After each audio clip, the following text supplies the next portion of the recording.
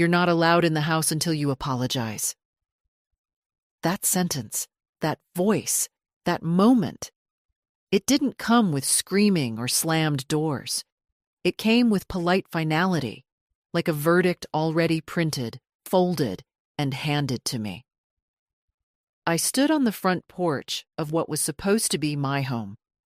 42 years, 1 marriage, 2 children, and countless Thanksgivings later, and listened to my daughter-in-law say it without blinking. No raised voice, no emotion, just a line she'd clearly rehearsed. I turned to my son, expecting something, anything, a shrug, a cough, a protest, even a glance of shame. But Sam just stared at the floorboards, like the wood grain had suddenly become fascinating. His arms were crossed. He said nothing. I brought over the photo boxes, I said. The ones from the attic. You said you wanted to go through them. You went through our things, Mom, June interrupted, without asking. Our things?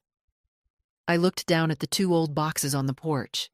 My husband's old army uniform, baby pictures of Sam and Ellie, my late mother's letters, all stored in my attic. In my house. No, our house, I suppose. Ever since Sam started paying the property taxes 10 years ago, and we'd put the title in both names for legal convenience. I hadn't thought much of it then. I'd just buried Walter, and Sam said it would make things easier. The kind of easier that doesn't feel like betrayal until it's too late. I wasn't snooping, I said quietly. I was preserving that uniform. Walter kept it clean for 40 years. I thought Ellie might want it. June laughed, short, breathy, sarcastic. Ellie doesn't even remember your husband. She was 6 when he died. And don't act like you're the guardian of family history just because you hoard dusty boxes. Sam still hadn't looked up. I picked up one of the boxes and gently pushed it forward with the toe of my shoe. I'll go, I said. But I'm not apologizing for remembering the people who loved me. June crossed her arms. Then you're not welcome back until you do. It was late afternoon. The street was quiet. That odd silent suburbs get in mid-August when school hasn't started yet. But summer feels tired. I bent down slowly, knees creaking like floorboards, to pick up the other box. Not a word from Sam. Not a flicker. As I stepped down off the porch, I caught sight of the window to the front room. The place where Walter used to sit with his crossword and a bowl of peanuts. The curtains had changed. The furniture, too. Nothing left of him in there. I walked back to my car. It was still parked in the same driveway I'd pulled into every day for 4 decades. Still under the maple tree we planted when Sam turned 10. I didn't cry. Not when I backed out. Not when I passed the mailbox I used to decorate for Christmas. Not even when I saw the hydrangeas Walter planted for me blooming beside the fence. Blue as ever. I didn't cry. But something in me, something hard and patient, shifted. By the time I turned onto the main road, I'd already decided. They wouldn't need to worry about barring me from the house, because by that evening, it wouldn't be their house anymore. And that's how it started, not with a blowout or a dramatic revelation, but with a sentence spoken on a porch by someone who thought kindness was optional after a certain age. They were wrong. I may be 76 years old, but I still know how to take a deep breath, draw a line, and walk across it. And I was about to. The kitchen felt wrong the moment I stepped inside. It was too quiet, too neat, like a stage set built to look like someone lived here. But no one actually did. I set the boxes on the table, then just stood there for a minute, holding the edges like I might lift them again, or push them away, or scream into them. I did none of that. Instead, I sat down in the chair closest to the window, the one that still creaked the way Walter's knees used to. Outside, the backyard looked unchanged. Same overgrown lavender, same patch of grass where Sam had once built a treehouse with his father. Now the tree stood alone, stripped of its wooden limbs, as if it had outlived its purpose. I reached into the box and pulled out a photograph. Sam, 10 years old, smiling so wide you'd think he had no room for sorrow. A tooth missing, one sock up, one down. My handwriting on the back. Sam's birthday.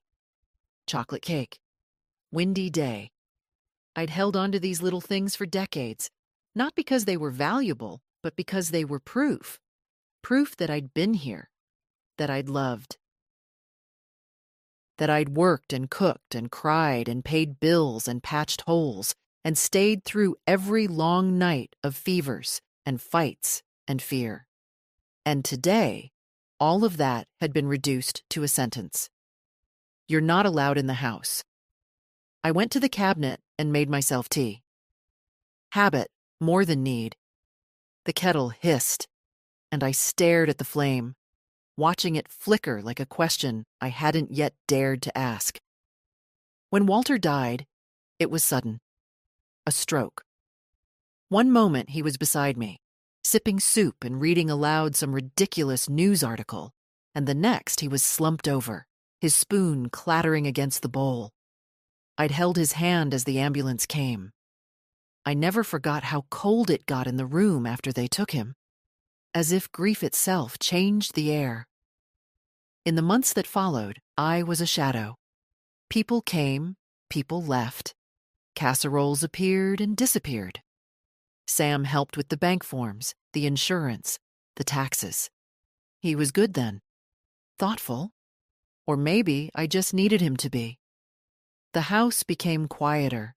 Not empty, just thinner. Like the walls had let go of their breath. I started teaching part-time again. Volunteering at the library. Knitting for the NICU at the local hospital. I kept moving. I didn't know what else to do. Then June came into the picture. Beautiful, competent, the sort of woman who never forgot a birthday, but always forgot to listen. From the beginning, she treated me like a temporary inconvenience, a holdover from an earlier version of Sam she was trying to erase. I tried to be kind. I stayed out of their way. I never commented on the decorating choices, not even when she painted over the mural Walter had spent 3 weekends working on for Ellie's nursery. I swallowed it all because Sam looked happy, because Ellie was small, because I believed that one day kindness would be enough. But kindness isn't a contract. It doesn't get you anything in writing, and apparently, it doesn't even get you through the front door. I took my tea back to the table and stared again at the boxes. Each object inside them had a weight, a cost. I knew I wasn't just looking at keepsakes. I was looking at evidence, at everything I'd paid into this life, into that house, into them. And they wanted an apology? For what? For keeping a record? For refusing to vanish quietly? A knock at the door pulled me from my thoughts. I froze for a second, then stood. It was Donna, my neighbor for nearly 3 decades, the one who still brought me tomatoes in the summer and called me Marty, like we were still 25. "I saw you come home," she said, holding out a small box. "Peach cobbler. Just made it." "Donna," I said, my voice suddenly unsteady. "You always show up when the world goes to hell." She smiled, but her eyes were sharp. "You look tired." "I am." "Want to talk about it?" "Not yet." She nodded. "Well, eat. Then talk, in that order." I took the cobbler, set it on the counter, and watched her walk back across the lawn. I had one message waiting on the answering machine, from Ellie. "Hi, Grandma. Dad said you weren't feeling well. Just wanted to say I love you. Call me if you need anything. Not feeling well. I laughed. It was a quiet, bitter sound. They were rewriting the story already. Too bad for them, I still owned the pen. Walter and I bought this house in the spring of 1981. It cost more than we could afford and had less space than we wanted. The plumbing hissed, the roof leaked in the southeast corner, and the porch sagged like it had something to confess. But it was ours. We signed the papers with shaking hands and a giddy kind of fear, the kind that comes with doing something reckless and necessary. He carried me over the threshold like fools in a movie. We hadn't even unpacked the dishes yet.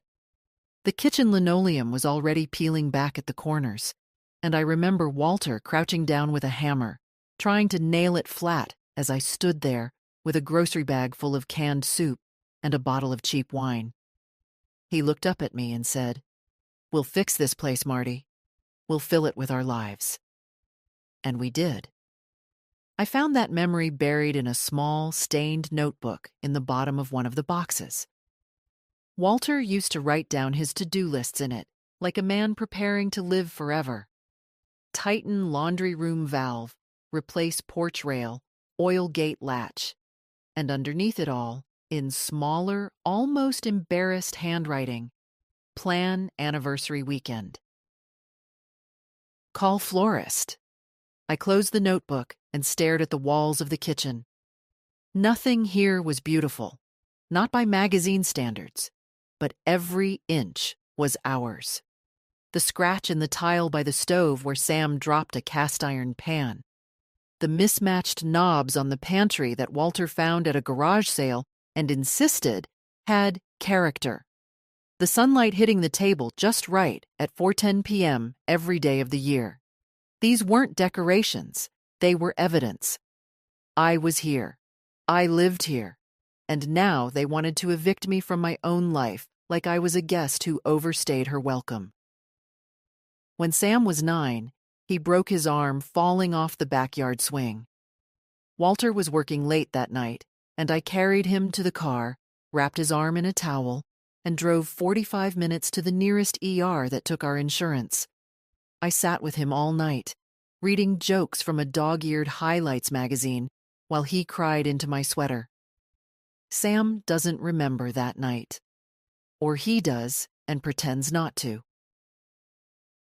What he does remember is that I kept too many boxes, wore old shoes, and didn't understand how iPhones worked. Somewhere along the way, I went from being the sun to being an obstacle. I thought I'd been careful. I thought I'd adjusted my orbit to give him space. But I see now I was always going to be too much, too present, too inconvenient. The legal paperwork was still in the side drawer of my desk. Title held jointly, tenancy in common, signed and notarized. It was supposed to make things easier after Walter died. Sam offered to help with taxes, and I was too tired to argue. The lawyer said it was fine, that I'd retain full usage rights, that nothing would change. And for a while, it didn't. Then came the renovations, Sam's suggestion. The kitchen needed modernizing, the paint was depressing, and he knew a contractor. I paid for half, then more than half, then all of it. I remember thinking, he'll visit more if it feels like home to him. Turns out, he wasn't building a bridge. He was building an alibi. When I brought up selling the house last year, to downsize, move somewhere smaller, maybe a community with other women my age, Sam said no. Too risky. Too much change. He said it would complicate inheritance. He said I was safe here. Funny. Safe. I'd never thought of safety as a cage until then. I looked around the room again.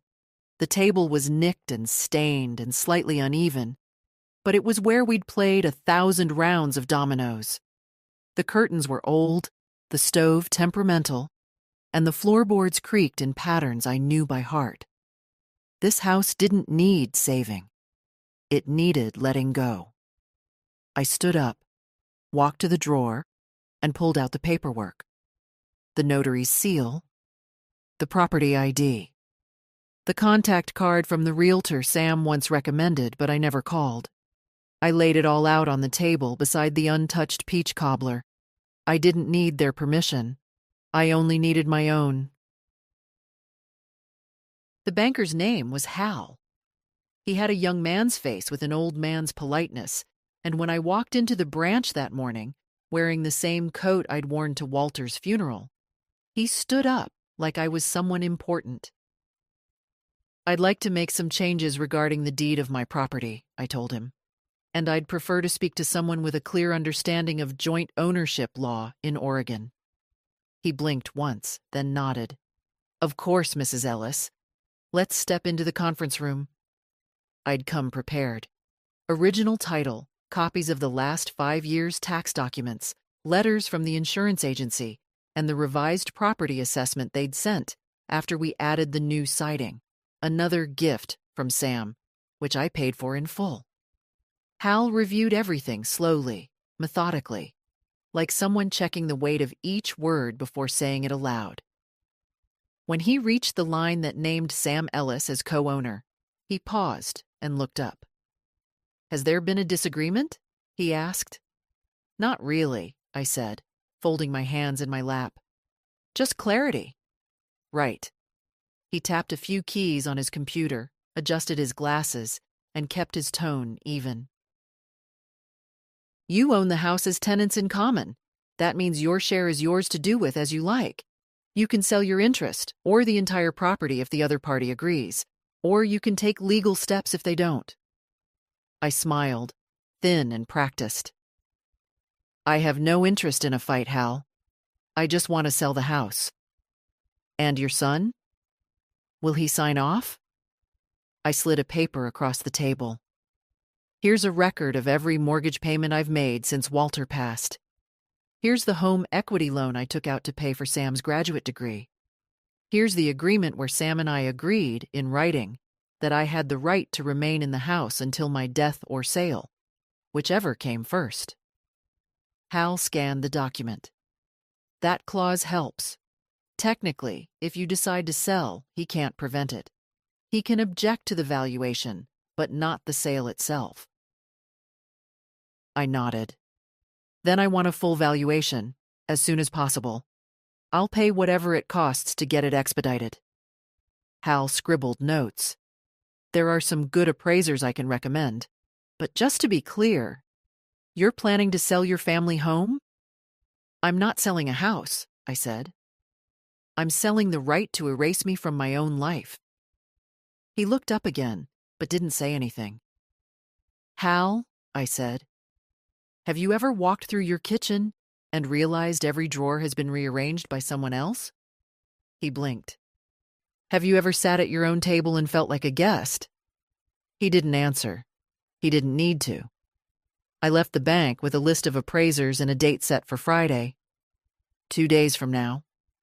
I walked to the coffee shop across the street and sat by the window. Ordered tea, though it was too hot for tea. Watched the cars pass. A notification buzzed on my phone.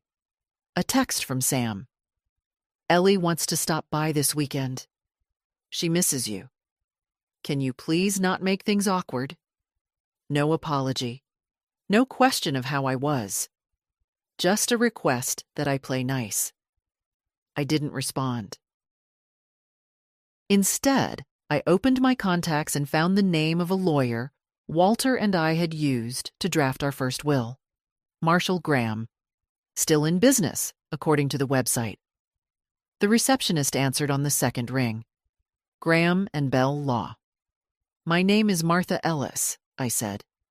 "I'm making changes to my estate, and I'd like to ensure the process is swift and irreversible." She hesitated. "Irreversible?" "I'm not interested in second chances," I said. "Just clean ones." We scheduled an appointment for Monday. Back at home, I sat in the kitchen again, looked at the boxes, the notebook, the photographs. They said I had to apologize if I wanted back into the house. They never imagined I'd sell it instead. I didn't hear from Sam the next day. Not a call, not a text. Silence. I suppose he assumed I'd gone off to sulk, that I'd spend a few days stewing in my guilt before creeping back with some sort of apology. He always underestimated how long I could sit still and how deeply I could mean a thing once I'd said it out loud. But it was never really about the house. It was about the shift. The slow, quiet erasure that begins with tiny dismissals. Being talked over at the dinner table, excluded from planning trips, having the remote yanked from your hand like your preferences expired the same year your driver's license started showing wrinkles. That's what June never understood. I didn't resent her because she was organized or opinionated or controlling. I resented her because she thought I didn't notice the ways she rewrote the room, the ways she moved family pictures off the shelves and replaced them with neutral art, the way she called the kitchen her space, even though I'd baked 400 loaves of banana bread on those counters before she ever stepped inside. She had Sam on a leash, but it wasn't forceful. It was soft. Guilt-ridden. She didn't say, "Don't listen to your mother." She said, "I'm just trying to make things easier for everyone." And Sam, God help him, mistook that for kindness. The first real wedge came 5 years ago. Ellie had just turned 16, and I offered to help with her first car. Something small, used, safe.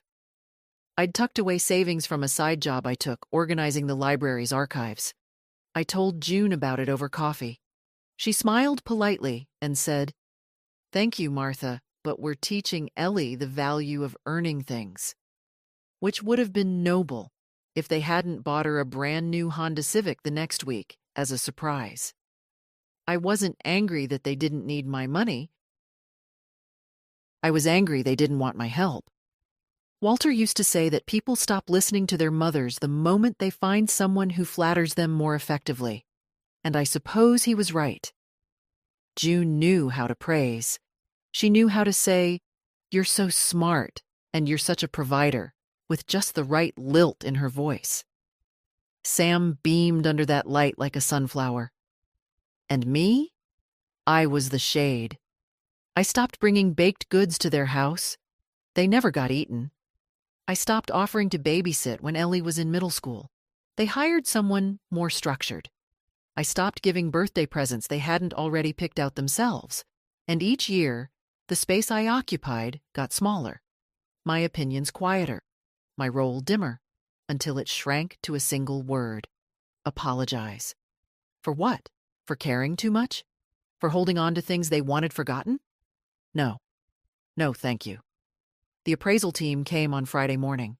2 women, efficient, polite, a little too formal, but they moved through the house with reverence, not judgment. One of them paused in the hallway, looking at the photo of Walter in his uniform. "Your husband?" she asked. "Yes." "Passed in 2009. She nodded. "He has kind eyes." That was the first kind thing anyone had said to me in weeks. They finished quickly, took their notes, and promised a report by Monday. The same day I'd see the lawyer. That evening, I made a pie. For no reason. Just for me. Blueberry. Walter's favorite. I ate one slice warm from the oven, standing barefoot in the kitchen, the smell of sugar and lemon filling the house like a hymn. And for the first time in years, I didn't set a second plate. June never shouted. That was her genius. Her sharpness came dressed in pleasantries, her cuts wrapped in silk. It was never, "You're not welcome here." It was, "Maybe you'd be more comfortable at home." Never, "We don't want your opinion, but let's keep things simple this time." The first time I truly understood what she thought of me was the Christmas after Ellie turned 11. I'd spent a week knitting a scarf, Soft gray wool, delicate lacework, a pattern I'd memorized in the 80s. Ellie opened it, blinked, and smiled politely. Before she could say anything, June laughed and said, "Grandma loves her little projects, doesn't she?"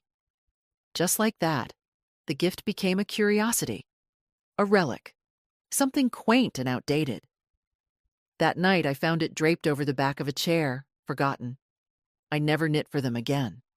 There were other moments, hundreds of them, quiet slights that don't bleed but bruise just the same. Once, she corrected my grammar mid-sentence while I was reading aloud a letter from Walter. Another time, she rolled her eyes when I brought my own pie to Thanksgiving, claimed it might have too much sugar for Ellie. Subtle things, designed to sound like help. Designed to shrink me without confrontation. And Sam? He always laughed nervously, changed the subject, or said things like, "She means well." But I knew what it was. You can feel when someone is waiting for you to stop being needed. I tried to convince myself it was generational, that she simply didn't understand what it meant to carry a household in your hands for 40 years, that she wasn't malicious, just different. But even that excuse wore thin, because at some point it stopped being forgetfulness. It became erasure. I used to have a chair in their living room, not fancy, just an old armchair they took from my den when they wanted a cozy reading nook.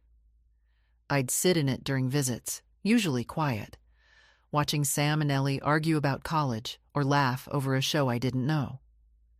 One day, I came over, and it was gone.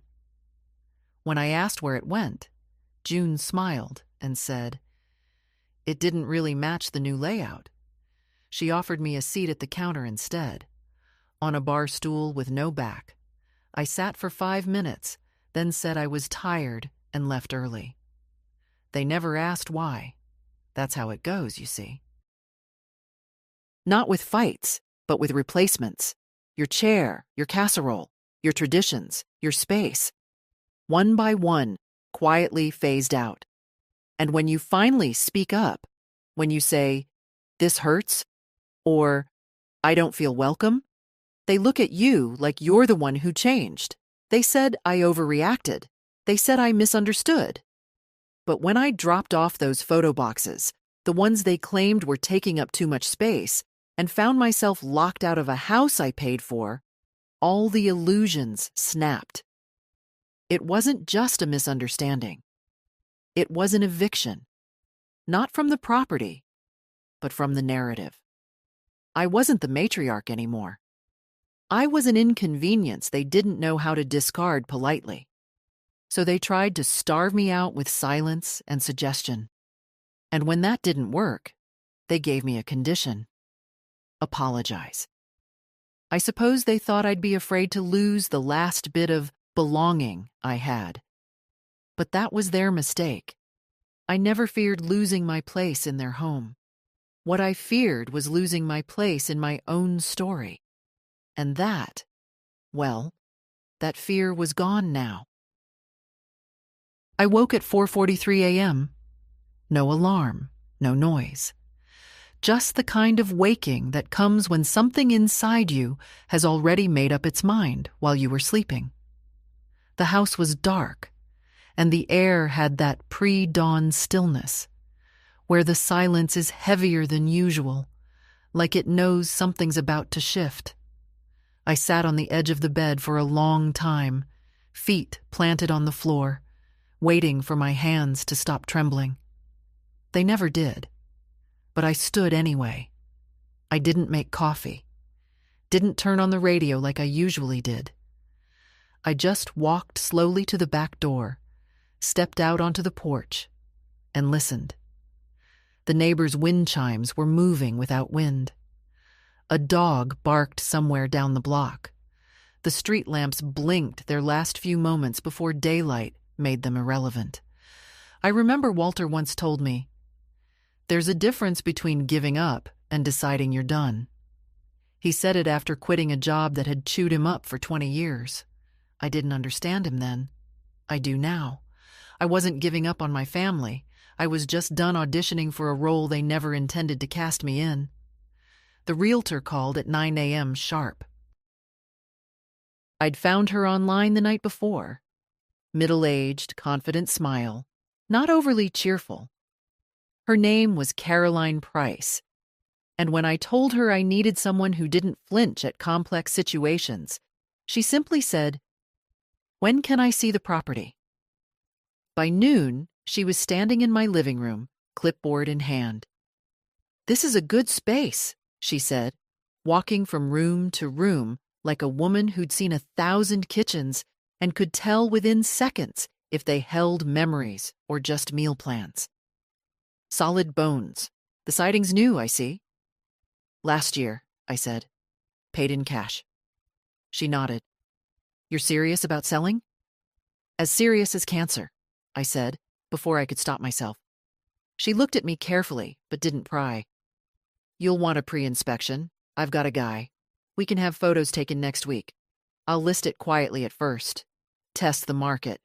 Unless you want an open house right away?" "No open house. I want buyers who ask for it, not strangers looking to poke through my drawers." She smiled faintly. "Understood." As we went over paperwork, I caught myself glancing around the living room. It was clean, but lived in. Nothing trendy. Nothing curated. Just pieces of a life. A life that, until a week ago, I thought I'd finish here. But I wasn't staying out of stubbornness. I wasn't staying out of pride. I'd simply assumed I had more time. Time to be needed. Time to matter. Caroline asked if there were any restrictions she should know about. Title conflicts, debts, family disputes. I told her everything. About the joint ownership. About Sam. About the clause that protected my right to sell. Her pen paused just slightly when I said his name. "You know you're listing it?" "Not yet." She didn't say anything, just wrote down her phone number and slid it across the table. "You call me," she said, "the second he does." That night, I began packing. Not everything. Just one box. I labeled it, things that belonged to me. Inside, I placed Walter's wristwatch, a photo of us in the first year of marriage, his eyes still reckless, mine still certain, a book of poems I never lent to anyone, and the key to a house I was ready to let go. Carolyn returned Monday morning with a man named Greg. Late 40s, soft-spoken, carried a leather-bound notebook instead of a clipboard. "Pre-inspection," he said, "shouldn't take more than an hour." I gave him free run of the place, watched from the kitchen as he moved quietly through the rooms, tapping walls, checking under sinks, testing the outlets like he was reading the pulse of the house. I tried to keep myself busy, wiped down the stove, folded a dish towel twice, but nothing felt real. It was like watching a version of my life being quietly disassembled. Each step he took loosened another thread, not violently, gently, as if the house had already started letting go of me. Caroline sat at the table sipping coffee I'd brewed out of habit. "I've got a couple in mind," she said. "He's a retired firefighter, she's a school nurse, looking to downsize but not too much. They have children? 2, grown. Visit once a month, they said. The kind that still sends cards." I smiled at that. She looked around the room. Places like this are rare now. Houses with stories. Buyers feel it the moment they walk in. "Sometimes stories wear people out," I said. "My son's wife thinks history makes things cluttered." Caroline set her cup down gently. "Well, history's what makes homes sell." Greg came back in with his checklist. A few notes. Nothing serious. The foundation's sound. Roof's solid. Minor caulking in the upstairs bath. Easily fixed. Caroline smiled. "We'll list it by Thursday. quietly, like you asked. If the right offer comes, you ready to move fast? I looked around the kitchen. At the window where Walter used to stand on Sunday mornings, drinking orange juice.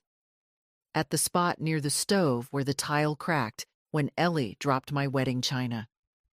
At the cupboard with the loose hinge I'd never fixed because it never seemed urgent. I'm ready. After they left, I walked through each room alone. Not to grieve, just to see them.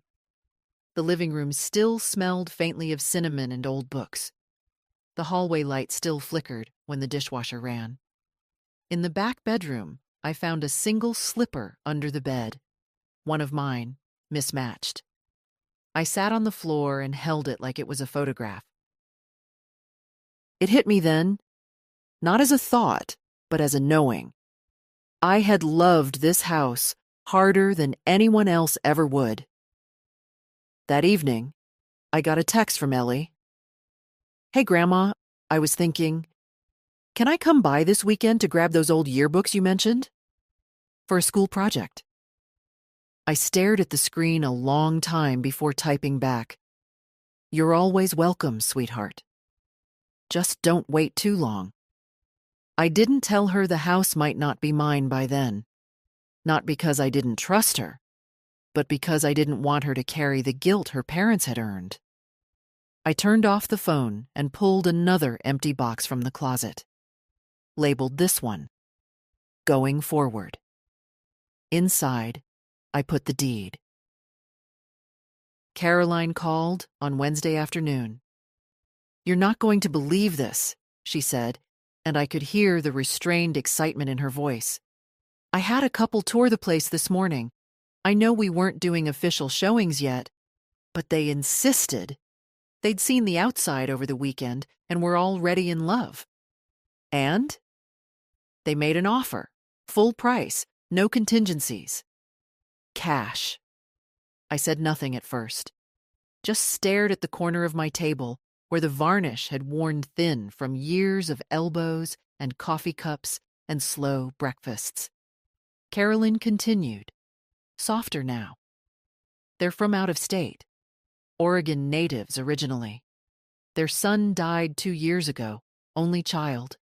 They've been looking for a place that feels like it held something real, not new, not staged, lived in." The words moved through me like warm water. "How soon would they want to close?" I asked. "End of the month, if you're willing." That gave me 2.5 weeks. I nodded before realizing she couldn't see me. "Yes," I said. "Let's do it." The next day, she sent over the documents for review. I sat at the kitchen table with the manila envelope unopened for nearly an hour before slicing it open with the same knife Walter once used to trim rose stems. The purchase agreement was clean, clear, firm, and my signature would unfasten 42 years in the space of 2 pen strokes. I signed. I didn't cry. Instead, I went to the hall closet and pulled out the box labeled "Things That Belong to Me." I added 3 more items: a grocery list in Walter's handwriting, a cloth napkin with a stain that never came out from the last family dinner before Ellie left for college, the key to the garden shed he built with his own hands. Then I opened a new box, labeled it, "Not Coming With Me," and into it went. The Live, Laugh, Love wall hanging June insisted on gifting me. The apron Sam bought from a big box store with a price tag still dangling. A candle in a scent I hate, but pretended to like because Ellie picked it out. That night, I made soup. Simple, quiet soup. No need for extra portions, no thoughts of who might drop in. I lit a candle, not the gifted one, and sat at the table with my own damn book. Halfway through dinner, the doorbell rang. I almost didn't answer it. But when I opened the door, Ellie stood there. Hoodie pulled over her head, hair in a bun, her face tired but kind. "Hey, Grandma," she said. "I know I should have called." I just didn't feel like talking to anyone but you. I stepped aside to let her in. Yearbooks? I asked. She smiled. That, and everything else. We sat at the table for an hour. 2. She asked about Walter, about the house, about the old recipe box she used to dig through as a child. I let her talk. Let her feel it. Eventually, she looked around and said, "Is it weird that I feel more at home here than I do with them?" I reached across the table and took her hand. "No, sweetheart," I said. "It's not weird at all." She never asked why some of the pictures were missing from the walls. Maybe she already knew. The house didn't resist the packing. I thought it might. I thought the walls would feel heavier, the drawers stiffer, that every item would whisper, "Don't go," as I touched it. But no, everything yielded without protest. Like even the house knew it was time. I started in the linen closet. Old towels that had faded to softness, sheets worn thin in the middle. I kept 3 sets. Donated the rest. There was no one left to impress with matching pillowcases anyway. The kitchen was harder. Not because of the things, but the rituals. The chipped teapot Walter gave me on our 10th anniversary. The casserole dish I used for every holiday. A drawer full of plastic containers with missing lids. These weren't just utensils. They were scaffolding. The structure I leaned on to make life look ordinary, even when it wasn't. I gave myself permission to cry once, kneeling on the kitchen floor, holding a coffee mug that still had the faint outline of Walter's thumbprint in the glaze. He used that cup every morning. I never washed it too hard, afraid I'd scrub him off. I wrapped it in a towel and placed it gently in the box labeled Mornings. I hired a mover, small local company, 2 men in their 30s. One had a back brace and called me ma'am until I asked him not to. They were kind, careful, and fast. Didn't ask questions when I pointed to the stack of boxes marked storage only. They loaded the furniture I kept, a rocker, a narrow desk, my favorite reading chair, and left the rest for donation pickup. I hadn't told Sam yet. Not officially. He hadn't reached out since the text about Ellie visiting. Maybe he thought silence was safer. Maybe he hoped I'd let it pass, chalk it up to hurt feelings and fade back into my corner of the family. But the family had shifted. Not because I left, because I stopped asking for a seat. The new place was smaller, a little rental cottage on the edge of town with 1 bedroom, a modest porch, and a garden overrun with rosemary. The moment I stepped inside, it smelled of old books and cedar. I loved it instantly. No one had died there. No one had argued about dinner or disinvited a mother from her own kitchen. It was clean, honest, empty, and mine. The first night, I sat on the porch with a mug of chamomile, watching the wind move through the rosemary bush like it was brushing hair. There were no streetlights, just moonlight and shadow. I didn't feel sad. I felt still. Like all the noise had stepped outside to give me room. The phone buzzed on the table beside me. I reached for it without urgency. "Ellie, Dad saw the listing today. He's losing it. Wants to talk. What should I say?" I stared at the message, then typed, "Nothing. Let him feel what he made." I set the phone down and let the wind keep moving. Ellie came again the following Saturday, this time with a paper bag full of scones and a carton of orange juice. "For your fridge," she said. "It looks empty." "It is," I replied, "but on purpose." She sat at the little table near the front window, eyes scanning the space. "It's cute," she said. "Quiet. Smells like books and salt." "That's the cedar shelves in the old heating vent," I smiled. "It'll settle." Ellie hadn't mentioned the house. Neither had I. We talked about her classes, her internship, the boy she liked but wouldn't admit to. I let her lead the pace, sensing she needed the normalcy more than I did. But after a while, she looked down at her juice and said quietly, "They're angry, Grandma. Really angry." "Who? Dad? Mom? Mostly Dad. They're saying it's not fair, that you blindsided them, that you're being dramatic." I nodded, sipping my tea. "They're entitled to their feelings." "But," Ellie looked up, "aren't you going to explain? Like, tell them why?" I leaned back in my chair. "Ellie, your father doesn't want an explanation. He wants me to undo something that makes him uncomfortable." "That's not the same thing." She looked pained. "He says you're trying to hurt him, that you're punishing him." I looked at her carefully. "Sweetheart, if I were trying to punish him, I'd have left him with the property taxes." Ellie laughed. The kind of laugh that catches in your throat. The kind that means you're not sure if it's okay to find something funny. I reached across the table, took her hand. "I didn't do this to punish anyone. I did it to stop punishing myself." Her eyes filled a little, but she blinked quickly. "There's something else," she said, pulling a folded envelope from her bag. "It came in the mail, to the old house. Mom didn't want to bring it, so I took it." I opened it carefully. It was a final notice from the bank, confirmation of sale, record of transaction, and a verification form for transfer of funds. And attached, a small post-it note in a script I didn't recognize. "We wish you peace in whatever comes next." I folded the letter back up and set it aside. "Will you tell them where the money's going?" Ellie asked softly. "Not unless they ask." "And if they do?" "I'll tell them what's theirs." Nothing more.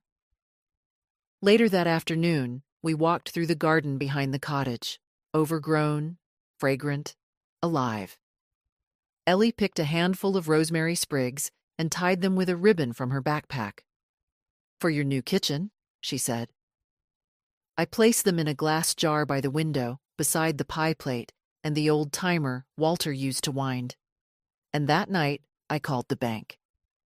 "I'd like to open a trust," I told the manager, "for my granddaughter, full amount, long-term interest, and protected." He asked if I wanted to add any stipulations. "Just one," I said. "She never has to ask anyone's permission to use it." The first message came at 8:17 a.m. "Sam, Mom, I saw the listing. We need to talk." Then came a call. I let it ring, and ring, and ring. By 9:00, he'd left a voicemail. "Hi, Mom. Look, I don't know what's going on. You can't just sell the house. That was the family home. My home. You didn't even discuss it with me. Please call me back." By noon, the messages turned sharper. "You're being irrational. This isn't like you. What are you trying to prove?" And then the one that said everything without saying much at all. "You've really disappointed me." I sat on my small porch with a mug of lukewarm tea, rereading that line. Not in anger. Not even sadness. Just clarity. Because what he meant was, you didn't stay in the box we built for you. You climbed out. Without permission. I didn't reply. By evening, June had joined the chorus. She sent one long, structured message like she was writing a formal complaint. "We understand you're hurt, but decisions like this affect everyone. You could have involved us in the process. You've destabilized the family structure and created confusion for Ellie. We expected more from you." I laughed, out loud. Not bitterly, not cruelly, just honestly. The family structure they spoke of had been one way for years. A bridge with tolls only going in my direction. They'd never asked what I needed, how I felt, if I was happy. They'd assumed silence meant contentment. That presence meant approval. But I wasn't a statue in the family photo. I was a person, and for once, I had acted like one. I ignored June's message too. Later that night, as the wind picked up outside and the cottage windows creaked gently in their frames, my phone rang again. Ellie. I picked up. They know about